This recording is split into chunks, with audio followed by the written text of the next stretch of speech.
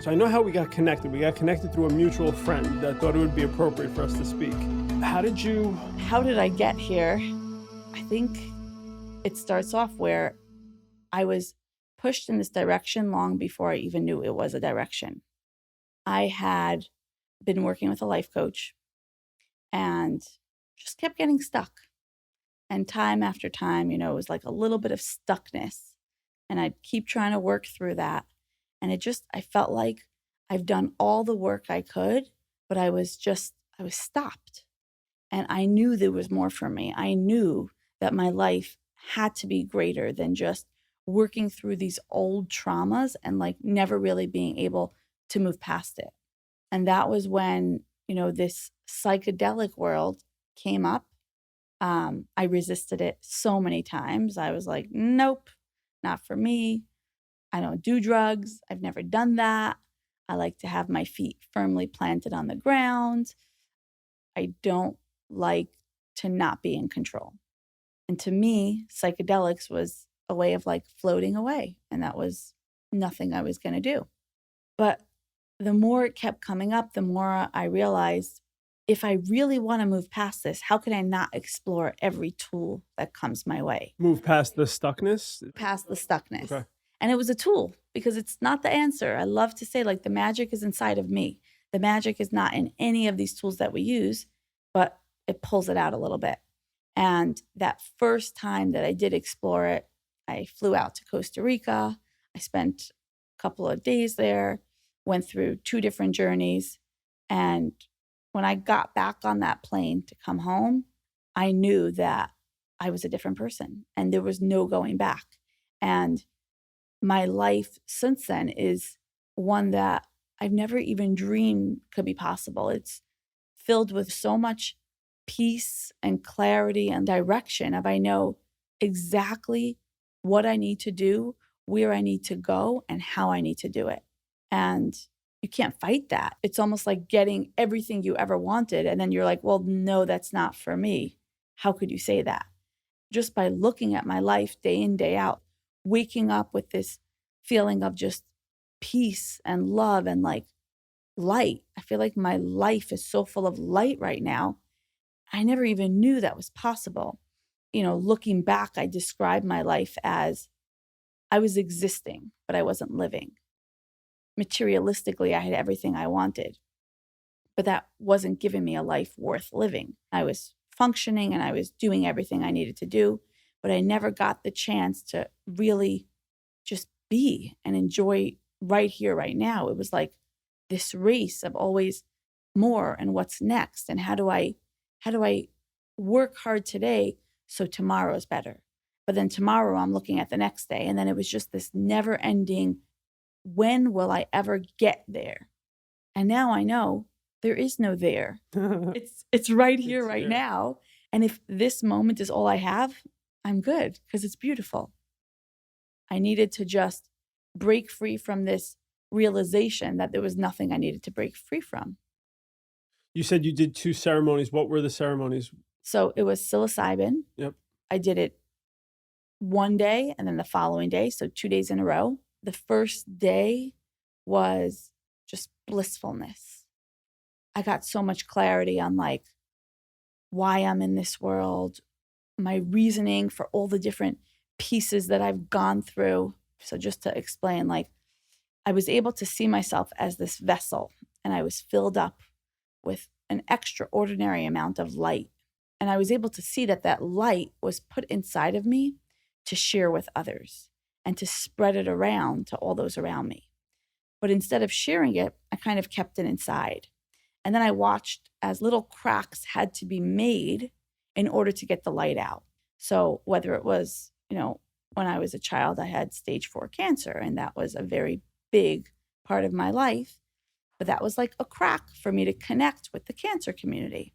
And then, I lost a son, and that was like a crack for me to like connect with people dealing with tragedies, peace. And then, I went through a really difficult, messy divorce, and I was able to see that that also was a crack of like being able to connect with people in the divorce community and being able to not just connect with them, but really be able to understand from the depth of who I am what they're going through and support them through it and be there for them.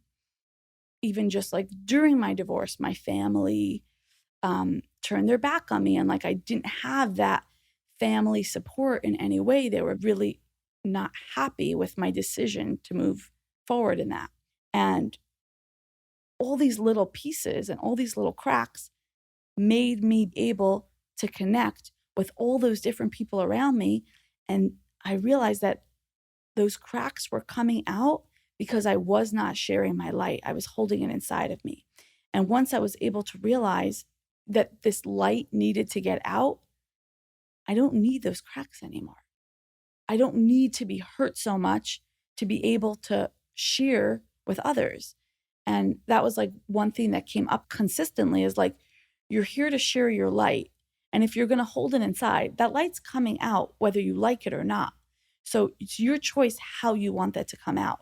And you get to let it out or you get to hold it in. But either way, it's coming out.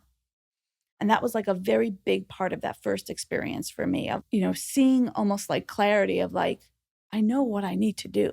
And I know I just need to be there in this world as a place that people feel safe and people feel that they have a safe place with me and that I'm there to support them in whatever comes up. So you were holding space before you started holding space. I was basically. holding space before I started holding space. And I didn't even know it. Yeah.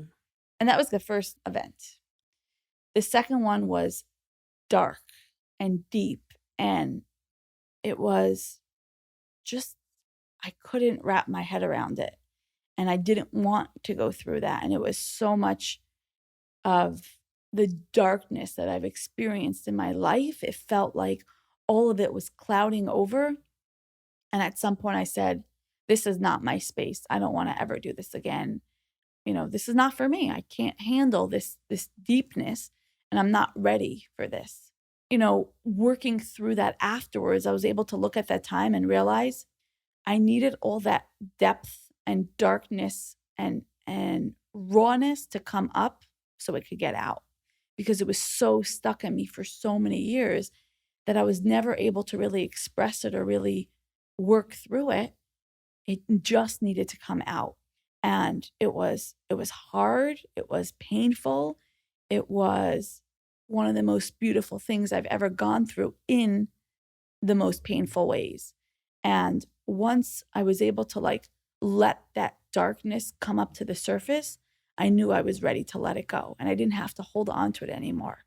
And that's why when I got on that plane to go home, I had this lightness to me that I've never felt in my entire life. My whole life was just heavy, starting from, as a child, there was just a lot going on. And yet all of a sudden I had this freedom that I'm okay.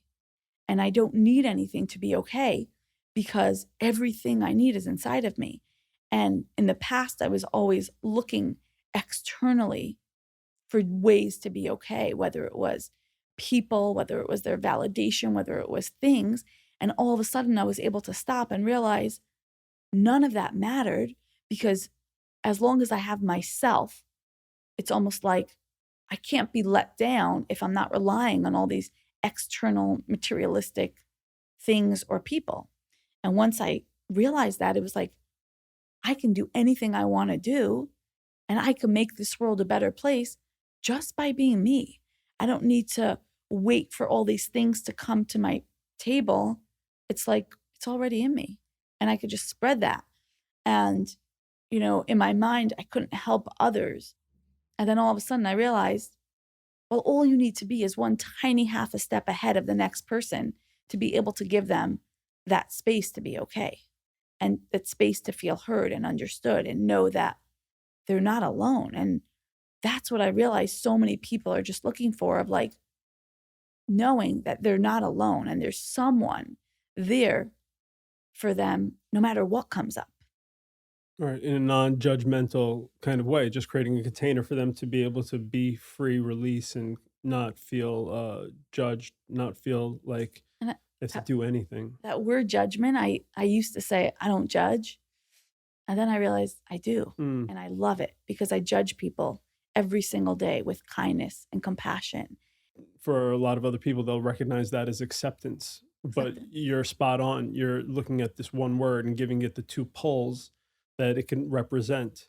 And we don't necessarily have to identify it as being a negative, as being one side of the spectrum. It could represent both. It's how we approach it, how we use that tool.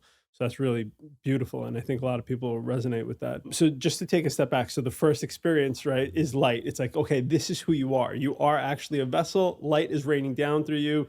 Here it is, right? The second ceremony is, well, here's what's blocking you from showing your light. It's this darkness, it's this heaviness, this shadow, right? All the stuff that happened, the trauma, the identity, all of it, right? So it's like, okay, you are light, but there's all this stuff inside that's preventing the light from coming through, right? So that could be considered kind of a veneer that is opaque, that prevents light from being shown outside. And when you say cracks, it's like taking that veneer and chipping away at it. So we slowly, by hook or by crook, by our choice or by Mother Nature's, these cracks appear because they're standing in the way of her doing her job. And she's like, no, you're not going to necessarily deny me. You might deny yourself, but here I am. And so in this way, we're going to just start chipping away at this external kind of veneer that doesn't belong here. It's actually limiting your ability to experience life and your ability to share this light that I've given you, that I've granted you, I being, Mother Nature, God, whatever you want to identify with. And here, we're going to help you. We're going to help you along, right, towards your calling, because it's all happening one way or another, as you put it. So here come these little cracks in the veneer, and through the crack of the veneer, what happens? The light's able to shine.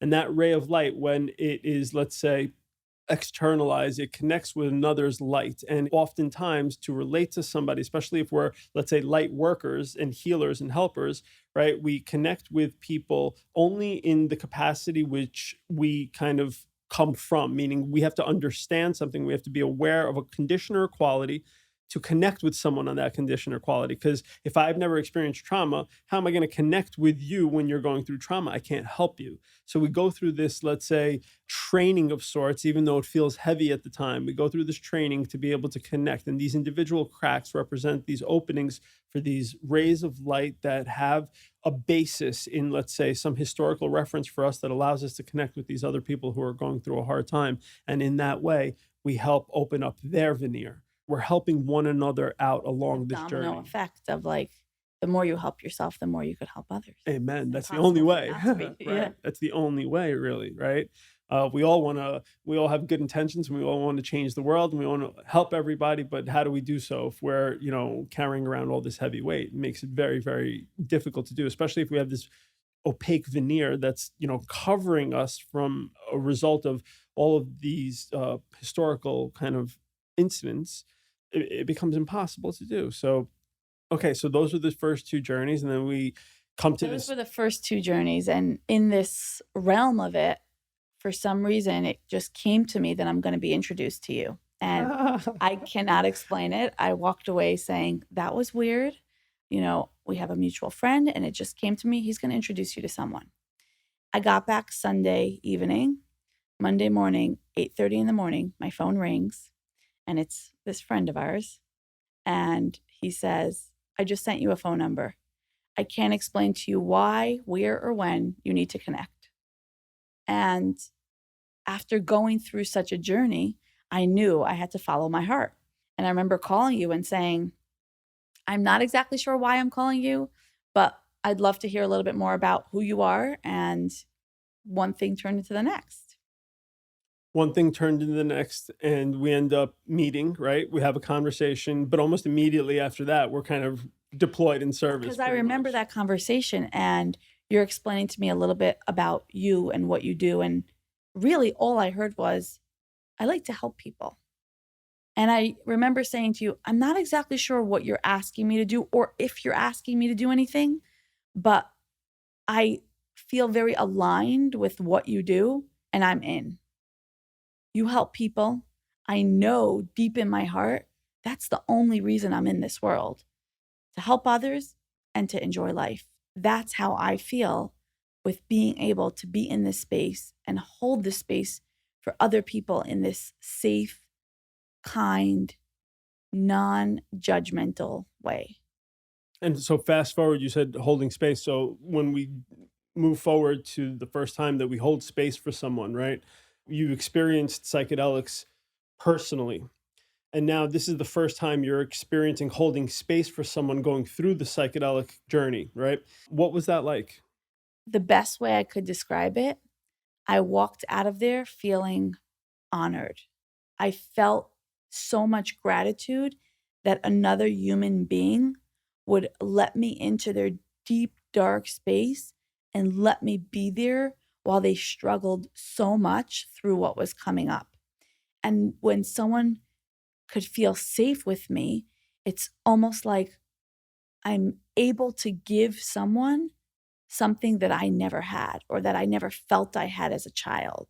To me, it was just magical. So it gave back. It sounds like by holding Gave space back. for someone else, it gave back to you because it brought you awareness. And that's what we go into our own personal journeys for, right? To gain some level of awareness, some level of, healing, some teaching. And you basically are saying, hey, I received that. I didn't have to participate in the journey except for, my And it was role in such a holding journey. space. A big way that I like to view this is people feel that when they share their life story or their struggles or what they went through, they're helping others. And yes, people get helped by hearing other people talk about their struggles and how they overcame them. But realistically, you're helping yourself more than anything by letting go of that shame or guilt or pain that you've been carrying around and finally just sharing it with the world. You're the one that gets help. You're opening yourself up to heal. Yes. And it's the same thing with this. I went into this thinking, I'm going to be there for them. I'm going to hold space for them. I'm going to be this safe person for them. And I walked away. I was the one receiving. Mm. I didn't feel like I was giving for a minute. To me, every single time I do this, I feel with 100% certainty that I'm the lucky one and I'm getting the better end of the deal. And I'm the one that's walking away, gaining from each and every experience, to the point that these experiences that I get to help people through, they actually turn into little journeys for me. They're your trip, They're absolutely. my trips. They're our trip, right? Very important point. To come into that space kind of open, not thinking that you're the doer of things, not thinking that you're providing somebody an experience or Oh, doing I know something I'm for not. them. I know that my only job is to stay away and to let them do their thing.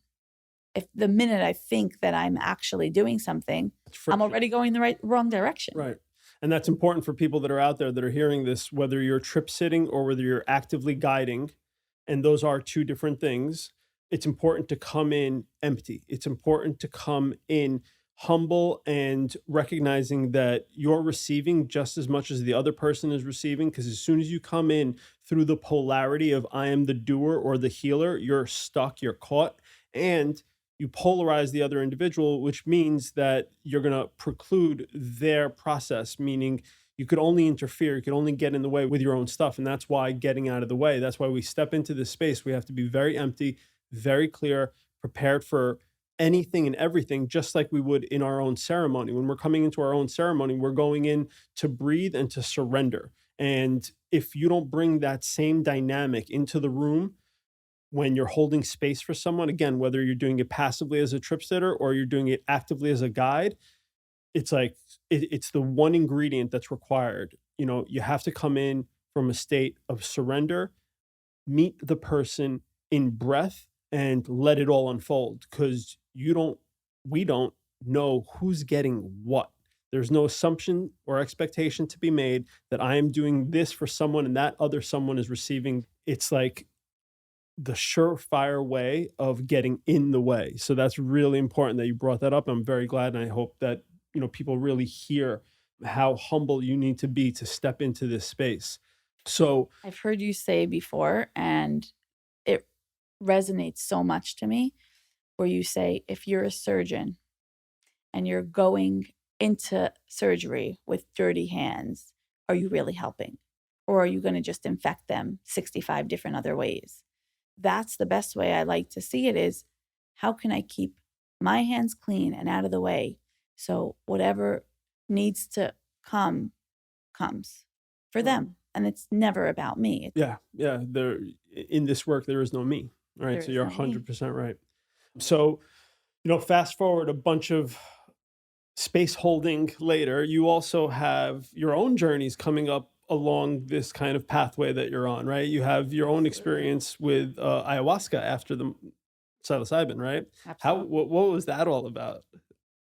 I think the part that helped me was that I went into it with very little understanding and no expectations.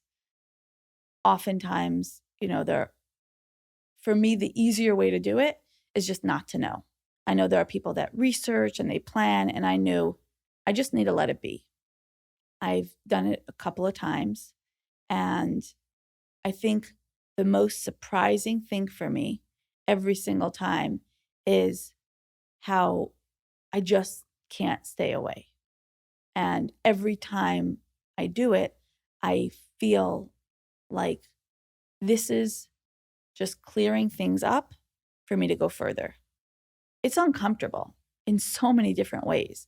For me, the most difficult part of ayahuasca is this intense nausea, whether it's vomiting or the need to vomit, and being able to sit there for 6 hours, vomiting away, and walk away saying, I would do that again. I mean, that shows that there's something there that I'm getting out of it. Otherwise, there's no way I would put myself through that again and again. Yeah, it takes a special kind of strength, right? To be willing to throw ourselves into the fire, knowing. Abnormal. Yeah, it's interesting for me. The things that came up for me consistently, whether it was with the psilocybin or whether it was with the ayahuasca, it was the same couple of things that kept coming up. One of them was you're a vessel full of light and love. And another thing that was so interesting for me and so important was my view of a higher power and like, what did it mean to me? And who is this person or this thing that's running this world so perfectly? And yet, why is it so hard to connect to this if, it's there, it's everywhere. And in my mind, it was always God was this very formal being, almost like the way I would view my dad, in a very, you know, controlling way. And the thing that kept coming up for me over my ayahuasca journeys is watching my vision of God change around to 6 different types of versions. And every single version, this God is on the merry-go-round or on the roller coaster or in the amusement park, smiling, laughing, and saying, you think I'm sitting up there? Of course not. I'm enjoying life too. Life is meant to be enjoyed. Don't take it so seriously. And that was what I needed to hear because life was serious. Life was very important. And once I was able to take a step back and see, well, if God's laughing and enjoying and relaxing, who am I to sit there being all serious? And I was able to enjoy life a little more. And that's where I walked out of there of my life is filled with 2 reasons for being here. One is to help others and one is to enjoy life. And with those 2 things, how could you not go far? Amen to that. Wow. And so just to be clear on the purging side, right? You said if and where and when with God, we're having this difficulty connecting. Well, guess what we're purging out? We're purging out all the blocks. We're purging out all the dead ideas that keep us from self-realizing the fact that we're swimming in God. We're literally immersed in him, and yet we're kind of looking externally to find him. And so we're just purging that misconception away because it's all inside of us. And I think the biggest purge was the energy blocker of me believing there was something outside of me that needed to be unblocked. Mm. And yeah, it was a painful night, but I walked away from there a different person because I I was able to see this light, and you look up in the sky and you see beauty, and you look around you and the world was so much more beautiful once I was able to go through that. I feel it. And when you feel it, you act differently. And I think those around me feel it too. It's almost impossible for you not to. It's like life is just beautiful. So you had the intellectual piece down pat, but without the experience of that truth, right? It didn't really kind of snap in, and that's what they point at as being wisdom, the combination of intelligence plus experience. And so once that piece really snaps in from an internal space, the rest of it was already there, and then it just kind of gels, and then it's like, boom, okay, now I know, now I've touched, now I don't doubt. And that trust is like jet fuel to propel us to go anywhere, be anything that we could possibly imagine. Just go. And right, Like, right. And roll why with are it. we even questioning it? Like when you're able to follow your heart, you just go. And I could not have said that better with myself. That was exactly how it was. It was like this freedom to just be. And I don't even need to go because where am I going? Just be. Right. Right here, right now, we're exactly where we need to be. And if I can embrace that, I mean, I'm just lucky. So were you able to look back on these traumas of your past with different perspective now? Like, how do you view that historic reference point of this is who I was in the current frame of awareness that you possess? What's different I would besides even everything? I would even question what's not different. Right. Well said. So everything I've gone through in my life is still there. I mean, there's no question about it.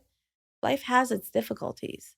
But what I've been able to learn through this experience is the difficulties do not make you who you are. It's what do you do with that? And they're coming for a reason. And when I was able to view everything I've gone through as it was a whole different world. And I like to describe it in my own little way of a donkey that falls into a pit.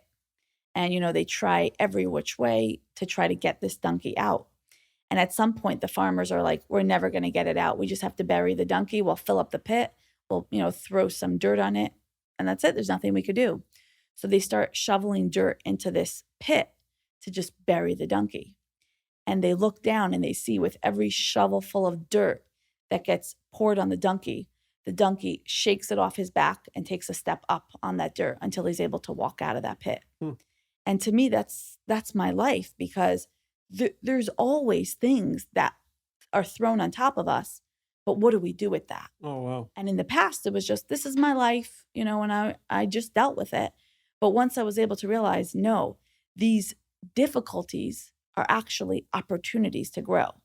And it's a whole different world when you see everything as a gift. Because if you stop and you think about it, everything in this world is a gift or a test. But when you take a look at those tests, aren't they actually the greatest gifts of all? Because that's where we grow. I wouldn't trade it for anything, even though it was hard, because look at where I got to because of it. But I had to do the work.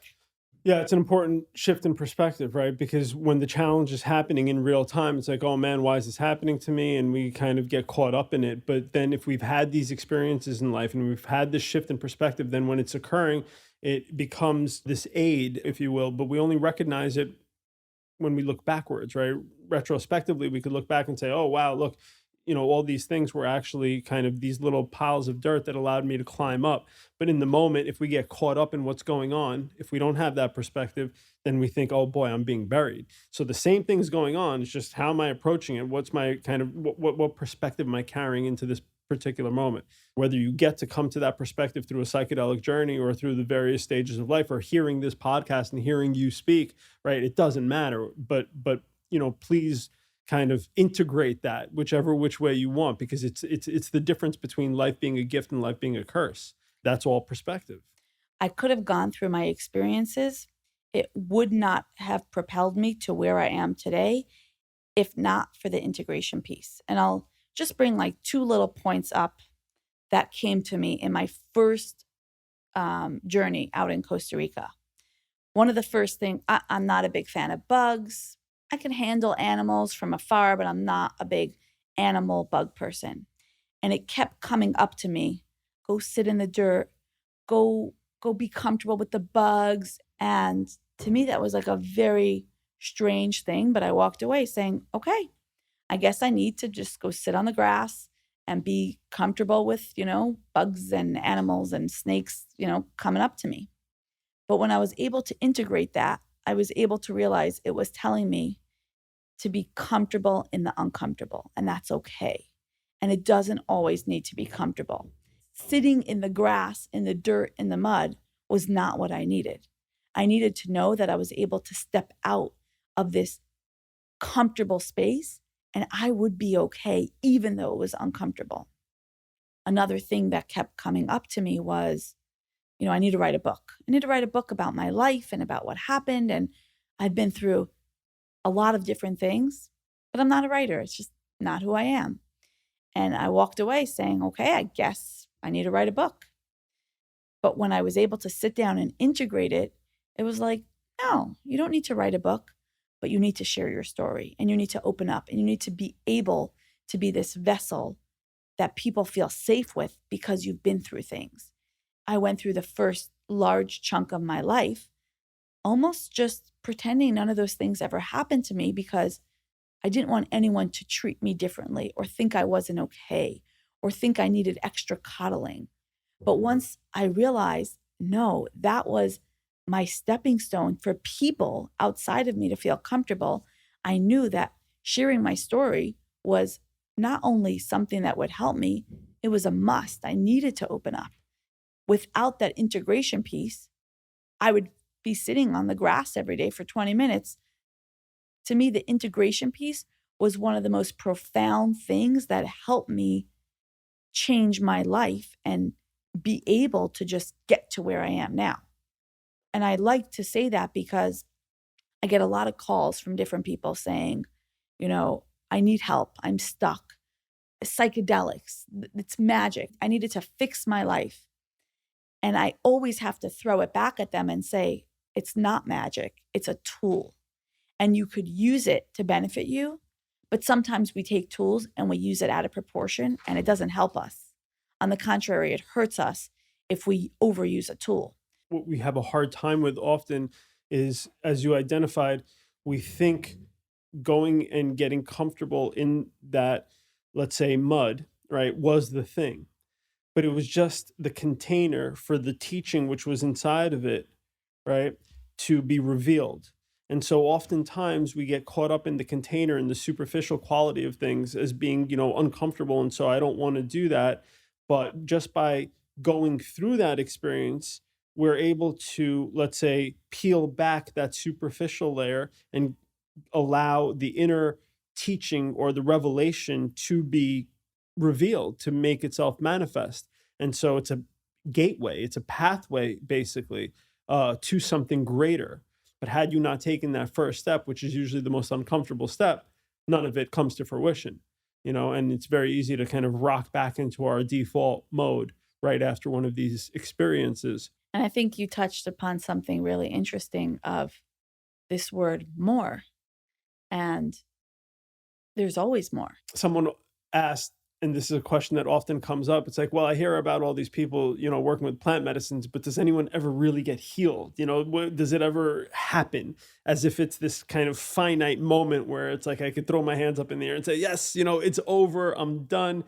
That never really happens. It's a pathway of healing. It's a process of healing. But I would love to hear kind of your take on it. Is healing a place that we arrive at? I think that the statement, will I ever be healed? That in itself is the problem. Because why do you feel like you need to arrive somewhere? Why do you feel like you need healing?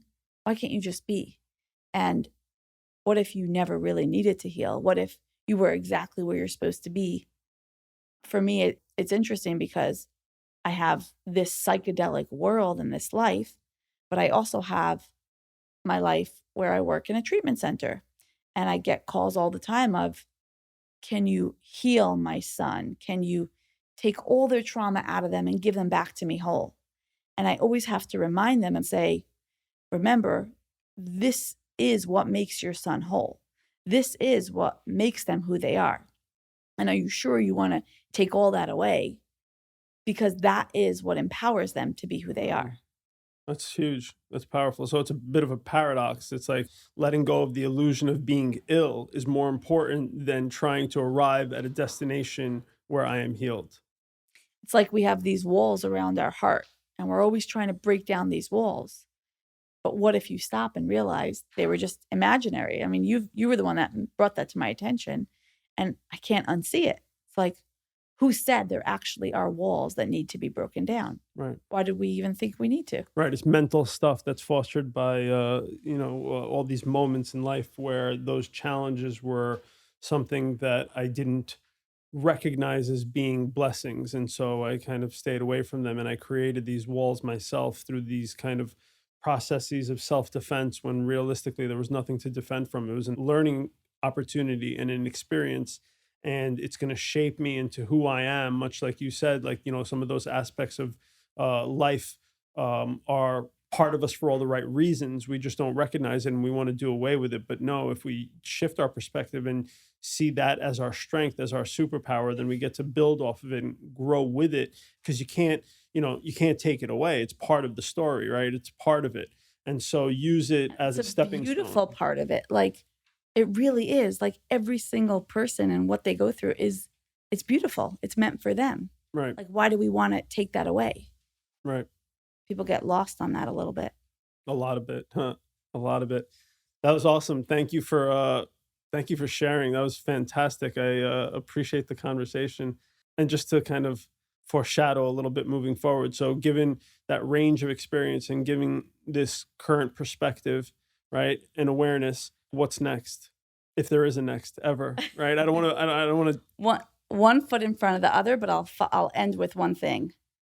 The only thing that I know for certain is I have to follow my heart. And if it comes to me, it's coming for a reason.